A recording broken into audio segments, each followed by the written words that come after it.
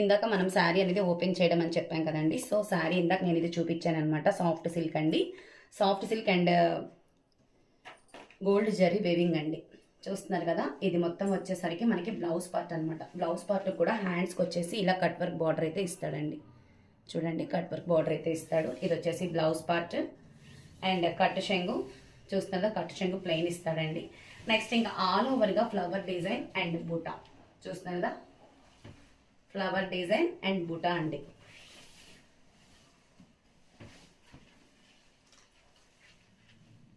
Cut work lace అండి. మొత్తం శారీ అంతా ఆల్ ఓవర్గా వచ్చేస్తుంది అనమాట.